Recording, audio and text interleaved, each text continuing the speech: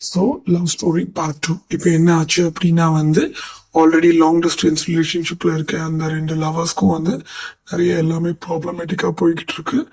So அவங்க phone calls எல்லாமே அதிக நேரம் சண்டை போடுறதுக்கு மட்டும்தான் யூஸ் ஆச்சு. ஸோ ரெண்டு பேரும் நிறைய நிறைய சண்டை போட்டாங்க. ஸோ ஆனால் அதே நேரம் அந்த பையனோட கெரியர் நல்லாவே க்ரோத் ஆகிட்டு இருந்துச்சு. அவரோட ஒர்க் பிளேஸில் நல்லாவே ப்ரோக்ரஸ் ஆகிட்டு இருந்தார். பட் அவரால் இந்த ஸ்ட்ரெஸ்ஸை ஹேண்டில் பண்ண முடியல. ரொம்ப டிப்ரெஸ் ஆகிட்டாரு. யோசிச்சு இதை எப்படி சரி பண்ணலாம் அப்படின்னு சொல்லி யோசிச்சு பண்ணும்போது இவர் என்ன பண்ணாருன்னா, ஒரு நாள் அந்த பொண்ணுக்கிட்டே சொல்லாம அந்த பொண்ணோட வீட்டுக்கு வந்துட்டாரு. ஏன்னா நேர்ல பார்த்து பேசுறது மட்டும்தான் ஒரே சொல்யூஷன் சொல்லிட்டு அப்புறம் என்னங்க வந்தாரு, பார்த்தாரு. பொண்ணு இவரை பார்த்தோன்னே ஃபர்ஸ்ட் ஷாக் ஆனாங்க, அப்புறம் ஹாப்பி ஆனாங்க, அப்புறம் எல்லாமே ஸ்மூத்தா இருந்துச்சு. ஸோ அதோட அவங்க என்கேஜ்மெண்ட் நடந்துச்சு, ஃபாலோட் பை தி மேரேஜ். இப்போ அவங்க ரொம்ப ஹாப்பியான கப்பலாக வாழ்கிறாங்க. இந்த ஸ்டோரி உங்களுக்கு பிடிச்சிருக்குன்னு நினைக்கிறேன். இன்னொரு பியூட்டிஃபுல்லான லவ் ஸ்டோரியோட நான் உங்களை அகைன் மீட் பண்ணுறேன். பாய்.